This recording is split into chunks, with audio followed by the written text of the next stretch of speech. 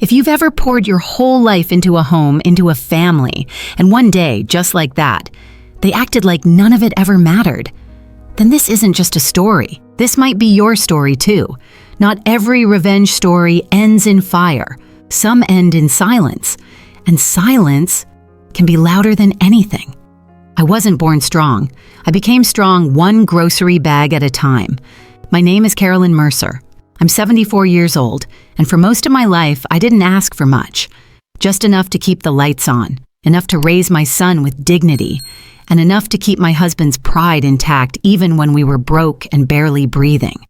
My husband, Thomas, used to say, "We build slowly, but what we build lasts." And we did. We built a marriage out of small kindnesses and sleepless nights. We built a home out of leftover paint, secondhand furniture, and a front porch full of dreams. We built a boy, our only son, Brian, who used to run into my arms after school with crayon drawings that said, "I love you, Mom." I still remember the first mortgage paper I signed in 1986. The ink smudged. I was nervous. My hands were tired from working the night shift as a medical records clerk. Tom had just come off a failed small business venture, an auto garage. His credit was shot, so the bank turned him down. But mine was clean, steady, reliable. So I said, "Put it in both our names." The bank agreed. I didn't do it because I wanted control. I did it because I believed in us. Back then, I had no idea what I was really doing, what I was protecting, but something in me knew. Women like me don't get to be careless. We have to think for everyone, even when no one's thinking of us. For 35 years, that house stood because I held it up, through winters that cracked the foundation, through summers where we couldn't afford the AC, through years when Tom got sick and I worked 2 jobs, clinic during the day, janitorial at night. I wore gloves to hide my cracked knuckles. I counted change in the checkout line. I lied to my son, Brian, when he asked if I was okay. I told him I was just tired. I didn't tell him I had skipped dinner again to afford his books. You don't tell your children the cost of love. You just pay it. Brian never knew that, and honestly, I never expected him to. But I did expect something else. Not a parade, not a gold plaque, just respect. A little kindness, a warm tone in his voice. I thought, when he got married and bought that new car, when he brought his wife into our home and they stayed just a while that turned into years, that maybe he would say, "Thanks, Mom, for everything." But he didn't. He stopped saying Mom, started saying Carolyn instead, started rolling his eyes when I spoke, started acting like I was a tenant in the house I helped him grow up in. Still, I stayed quiet. I wanted peace. I thought, this is just how it is. He's stressed. He'll come around. Tom, my husband, saw it though. Long before he passed, he said, "You forgive too quickly, Caro. That boy's losing his sense." But I always defended him. "He's our son," I'd say. "He's just tired." I didn't know that tiredness could turn into cruelty. I didn't know that a child I'd once rocked to sleep would one day... No, I'm getting ahead of myself. Back then, I still believed this story would end in reconciliation. That one morning, he'd knock on my door with coffee and say, "Mom, let's talk." That he'd finally understand what I had given up. My rest, my youth, my safety net. What no one tells you is this. The pain of being unappreciated doesn't come all at once. It's slow. It builds like water in a cracked ceiling, one drop at a time, until suddenly, everything caves in. I remember one moment, just one. 3 months before Tom passed, Brian's wife had just finished repainting the kitchen without asking me. I was dusting the bookshelf Tom had built by hand, and she said, casually, with that clipped tone she always used, "You really should ask before touching the decor. We're trying to keep the aesthetic consistent." I stood there holding a photo of Brian at age 6, gap-toothed, smiling, holding a toy hammer. I didn't say anything, I just nodded. And later that night, I cried. Not because of what she said, but because I saw what was coming. They weren't just repainting rooms, they were rewriting history, and in their version, I was already gone. It happened the day after the funeral. I was still wearing the black coat I'd worn at the service, the one with the tear at the seam under the arm. Tiny, but there. I hadn't gotten around to mending it. I hadn't gotten around to much, honestly. My husband's ashes hadn't even cooled in the urn. The house was quiet, almost reverent. Wilting lilies filled the living room with the heavy scent of sorrow. A few of Tom's old friends were still lingering, murmuring soft condolences, sipping coffee they didn't really want. And that's when it happened. Right there. Right in the living room where Brian had taken his first steps. He turned to me with a look I didn't recognize. Not irritation, not even anger. It was calculation, like he'd rehearsed the next words.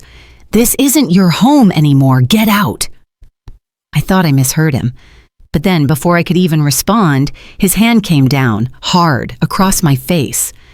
It wasn't the slap that shattered me. It was what followed. Silence. He didn't even look surprised at himself, like it had been coming, like he'd been waiting for a moment when he could finally stop pretending. And there she was, his wife, arms crossed, watching, not shocked, smirking, like she was finally getting the ending to a long, smug story she'd been writing in her head.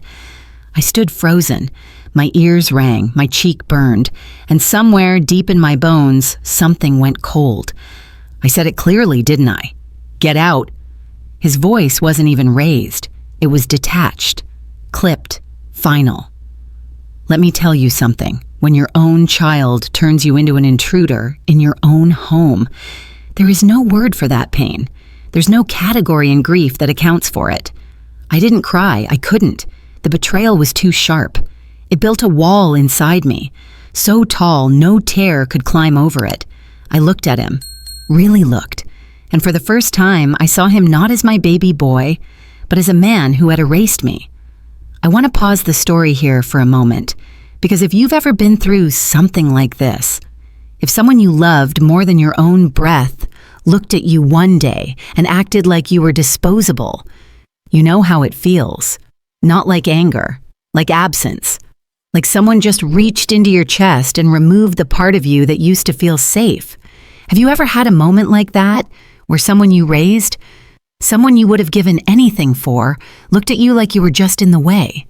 If that's ever been you, please know I see you. And you are not alone. Back in that room, I didn't fight, didn't scream, didn't even flinch. I walked slowly toward the hallway, past the shoes I had lined up just yesterday, past the coat rack my husband made out of driftwood in '92. My suitcase was still sitting by the stairs, half unpacked from my last hospital visit with Tom. I pulled it quietly behind me. Step by step on the wood floors we laid together. I didn't take everything. Not the photo albums, not my mother's ceramic angel, not the quilt I'd stitched for our anniversary. But I took the mortgage. I stepped outside.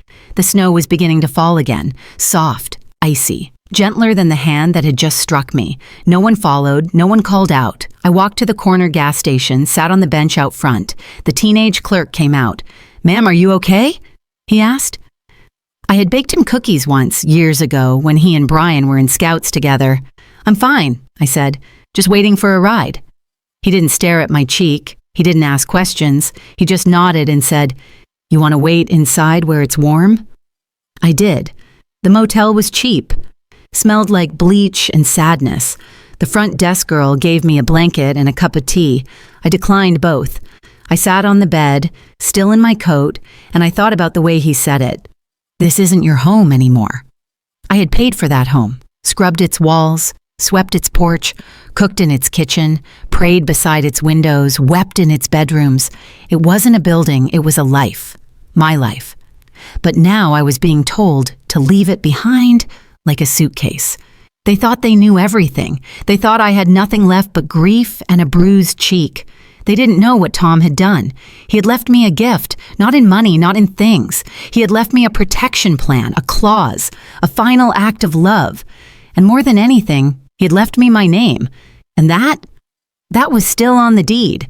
The motel room smelled like bleach and old memories. Thin carpet, dim lighting, a heater that rattled every few minutes like it was trying to cough out one more breath.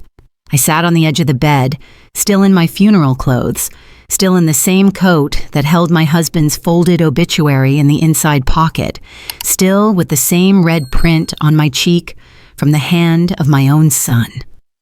Outside, snow fell slow and silent, like it was trying not to wake anyone. But inside me, a storm had already passed through, and it had left nothing behind. The pain didn't come in sobs or screams. It came in silence, a kind of silence that settles into your bones, the kind where you realize you've been erased so completely, no one even notices you're gone. Not a call, not a text, not a, "Did you make it home safe, Mom?" Not even from Brian's wife, the woman who had spent years redecorating my home like I was already a ghost. It was like I had never been there at all. I spent the night staring at the ceiling. In that little room, I could still feel the echo of his voice. "This isn't your home anymore." I could still feel the slap, not just on my cheek, but somewhere deeper, somewhere in the place where I used to keep pride. They thought they had won. They thought silence meant surrender. But I've learned something about silence. Silence is not weakness. Silence is watching and remembering and preparing. The next morning, I walked to the bank, same one Tom and I had used for 30 years, same branch, same front desk clerk, Melinda, who still wore the pin with the little hummingbird on her lapel. She recognized me immediately. "Mrs. Mercer," she said softly, "I'm so sorry about your husband." I nodded. "Safe deposit box," I replied. "Box 302, under Carolyn Mercer." She verified my ID, handed me the key, and led me to the private room. My hands didn't shake, not this time. I opened the box. Inside, a manila folder, thick with the history of my life. Mortgage documents, deed copies, payment receipts, and the envelope. The one Tom gave me on a Tuesday afternoon 3 weeks before he passed. "Don't open it," he'd said, "unless Brian hurts you." And now, Brian had. So I opened it. Inside was a second will, Tom's final insurance policy. It was notarized, witnessed, and airtight. Clause 17B, in bold. In the event that Brian Mercer verbally abuses, physically harms, or attempts to remove Carolyn Mercer from the shared family residence, all inheritance rights are forfeited and nullified. The estate shall instead transfer to a designated trust under Carolyn Mercer's sole control. There it was, proof, power, protection, and next to the will, folded gently like a goodbye letter, a note from Tom, in his handwriting, still steady, still sharp. "To my dearest Caro, if you're reading this, it means he did what I hoped he never would. And I'm so sorry. I always believed you deserved peace, not war, but I also believed you should never walk into battle without a weapon. You built this life, brick by brick, hour by hour. You deserve to choose how it ends. Don't let guilt keep you quiet. Not this time. Love always, Tom." I sat in that bank vault for almost an hour, not crying, not angry, just breathing. Tom had believed in me enough to prepare for what I couldn't bear to imagine. He had seen it coming. He had watched our son's coldness sharpen into something darker, and while I kept hoping it would pass, Tom prepared for the possibility that it wouldn't, and now I had to face it. Not just what Brian had done, but what I had allowed. How many times I had swallowed my voice to keep the peace. How many times I had stepped out of the way in my own home. It wasn't just a loss, it was an invisible erasure. That night in the motel, I pulled out the folder, organized every document by date, scanned them to a USB drive, labeled it, "in case." I opened my laptop, typed a draft email to Tom's lawyer, attached the scanned will, the mortgage paperwork, the deed in both our names, and then I did something I hadn't done in years. I pressed record on my little pocket voice recorder. "This is Carolyn Mercer. Today is January 18th. My son struck me. My son told me to leave the house. I have legal documents prepared by my husband before his death, and I am choosing today to reclaim what's mine." I didn't send the email just yet. I wasn't rushing toward revenge. This wasn't about punishment. This was about memory. This was about being seen again by the people who had chosen to forget I ever existed. They had walked through my house like they owned it, changed the curtains, repainted the walls, hosted wine nights, laughed in the rooms I had once cried in, and not once did they ask if I was okay. Not once did they say, "Thank you." But now the house would remember. Because my name was still on the deed, because my voice was now on record, and because I was no longer pretending to be invisible. Some moments don't come with music or lightning or grand announcements. Some moments just arrive. Quiet. Like morning light creeping under a closed door. That's how it was for me. The morning I woke up and realized this wasn't just about grief anymore. It was about clarity. I had spent the last 3 days in that motel room with nothing but a suitcase, a folder, and my husband's ghost. No calls from Brian. No knock on the door. Not even a text asking if I was alive. They hadn't even waited a week before posting online a photo of my kitchen. New tile. New paint. Captioned, "Fresh start. Goodbye to the darkness. Hello to our forever home, darkness." That's what she called me. The woman who used to live in that house. Not Mom, not Carolyn, just the thing that stood in the way of her bright white staged, Instagrammable forever. I stared at the screen, reading those words again and again until the letters blurred. Then I shut the laptop. I didn't cry. I didn't scream. I just sat there, still. But something inside me was finally moving. It wasn't rage. It wasn't revenge. It was something older, something sharper, a quiet resolve. I reached into my purse and pulled out the USB drive. Tom had labeled every file so clearly. Mortgage agreement, deed, co-owner, clause 17B, supplemental will, letter to Carolyn, signed, and then I found the voice recording from the night Brian slapped me. I hadn't meant to record it. The recorder had been in my coat pocket. I used it to take notes about Tom's medication after his strokes. But that night, it had caught everything. "This isn't your home anymore." Slap, silence. It wasn't dramatic. It wasn't theatrical, but it was clear, undeniable. Proof. That was the moment. I realized something simple but life-changing. They had forgotten who I was, but I hadn't. The next morning I got dressed, clean slacks, a sweater Tom had always liked, pulled my hair back, no makeup, just me, steady and awake. I walked to the bank, the same one again. This time I asked for someone from the loan department. A young woman named Jessica took me into a glass-walled office. She wore a burgundy blazer and had that corporate calmness about her.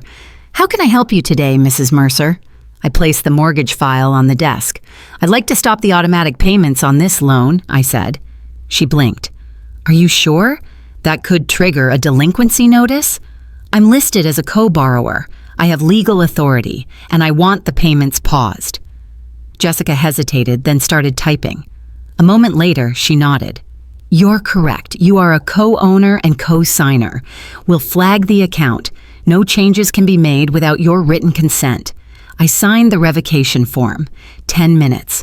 35 years of loyalty. Paused in 10 minutes. I left the bank and walked to the lawyer's office. Tom's lawyer, Megan Dale, was still practicing. When she saw my name on the appointment log, she cleared her afternoon. We met in her office. Bookshelves, coffee-scented air, that soft clack of a space heater in the corner. "I have everything," I said. USB, documents, recording. I laid them on her desk like cards in a game no one thought I knew how to play. She listened. She read. She didn't interrupt. When I was done, she leaned back and said quietly, "Carolyn, you've done everything right." We filed the paperwork that afternoon. Clause 17B was activated. The estate would be frozen. Brian's rights were nullified. The house, the savings, everything Tom and I had built would now pass into my sole control. That night, back in the motel, I brewed a weak cup of tea and sat by the window. I watched a woman outside walk her dog through the snow. They stopped. The dog sniffed something invisible. The woman waited. That was me once. Always waiting. Waiting for Brian to see me. Waiting for someone to say thank you. Waiting for peace. But now I wasn't waiting anymore. I had spent so many years folding myself into corners, staying quiet so others could speak louder, making space so others could spread out. And where had it gotten me? A suitcase? A slap? And a staged photo of my kitchen with the word darkness in the caption. No, that chapter was over. The next day, I made one more call, this time to a nonprofit I had read about months ago, a women's foundation that helps older women who've been displaced, widows, abandoned mothers, women like me. I asked if they accepted donated property for transitional housing. They said yes. By the end of the week, I signed the papers. The house would be transferred to the foundation, refurbished, repurposed, for women who had nowhere else to go. I didn't keep the house. I passed it on to someone who'd actually feel safe there. Brian didn't know yet. He still thought he had time, still thought he could fix things with a phone call, but I wasn't waiting on that either. That evening, I sat at my laptop and opened a blank document. I typed, "This isn't a story about revenge. This is a story about remembering who you are when everyone else has forgotten." I didn't tell him. Not when the papers were signed. Not when the house officially transferred to the Women's Foundation. Not even when the foreclosure letters were issued. I just moved in silence. Because silence, when chosen, is not weakness. It's power. Unapologetic, unshakable. 31 days after I canceled the mortgage payments, the letter went out. Subject, notice of default. Carter residence. Addressed to Brian Mercer. Delivered straight to the mailbox he never thought I'd touch again. They were still posting renovation photos, new backsplash, new lighting fixtures, a giant wooden sign above the mantel that read, "Love lives here." I saw it by accident. I was at the pharmacy, waiting for a prescription, when the girl behind the counter, Emily, I think her name was, showed me her phone. "Mrs. Mercer, I didn't know you moved out. Brian's wife has been posting about the remodel. It looks so different now." I smiled politely and said nothing. But inside, a strange calm settled. Not anger, not sadness, just confirmation. They really thought they had won, that I'd vanished like an old curtain they could toss in the trash. They had no idea what was coming. The call came that evening. Brian's name lit up on my phone for the first time in over a month. I stared at it for 3 rings before I picked up, just to hear the voice. "Mom?" I didn't say anything. "We got a letter today from the bank. Something about foreclosure. I don't understand. Did you do something to the payments?" 3 seconds of silence. Then, "Yeah, just that." He exhaled sharply, like someone had punched the air out of him.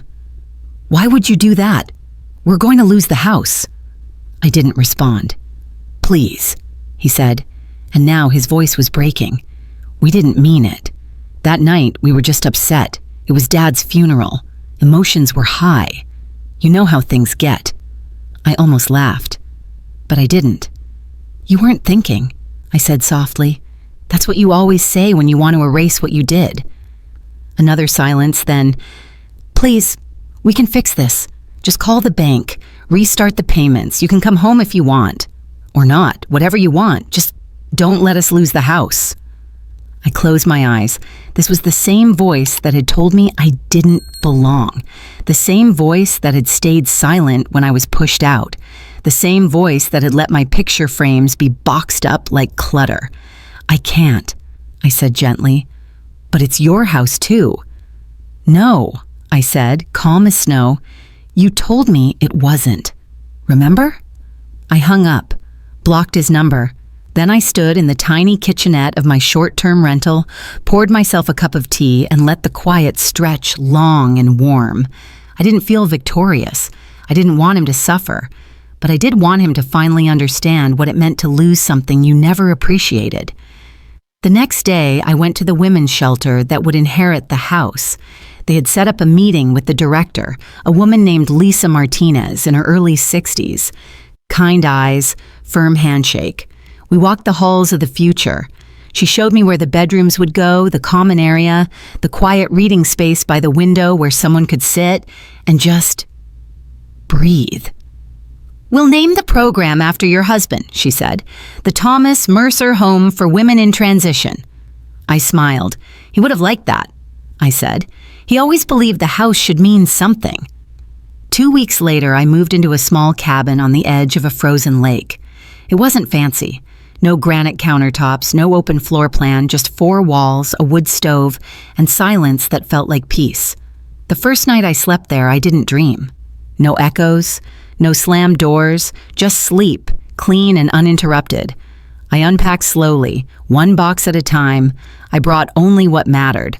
A photo of Tom smiling in the garden, my crocheted blanket from the chemo days, the manila folder, now a bit worn at the edges, from the bank, and my old digital voice recorder. That night, I sat at the desk by the window, opened my laptop, and hit record.